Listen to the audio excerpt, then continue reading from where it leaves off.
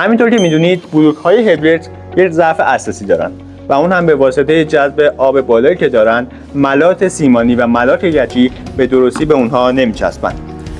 ما اومدیم با این محصول این ضعف رو پوشش دادیم، یعنی یک لایه ایجاد کردیم روی سطح بلور که به واسطه اون جذب آب بلور رو کاهش میده و شما به راحتی میتونید ملات سیمانی و گچیتون رو بر روی سطح بلور هبرت بچسبونید و دیگه شما نیازی به زنجاب کردن بلور و یا استفاده از توری مرغی ندارید.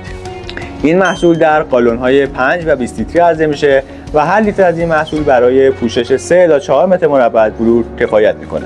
حالا با هم بررسی بکنیم پرایمر AAC چه منفعتی برای شما سازنده محترم داره. علاوه بر سهولت در اجرای محصول، به واسطه اجرای آسانی که داره سرعت شما رو افزایش میده و در نتیجه هزینه نهایی رو برای شما کاهش میده.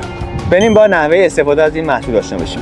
شما پس از نصب بلورها و چسبوندن اونها مطمئن بشید هیچ گرد و غباری روی سطح بلور چسبیده نشده باشه. بعد با استفاده از برس، قلتر یا پیستوله محصول رو روی سطح بلورتون اجرا میکنید.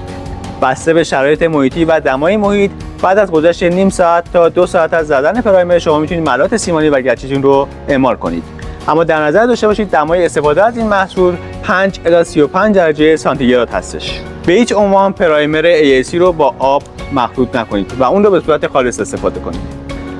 ممنون از همراهی شما. اگر سوالات بیشتری در رابطه با این محصول و یا محصولات دیگه شرکت سرنشیمی داشتید، میتونید با همکاران ما با شماره 5264 تماس بگیرید.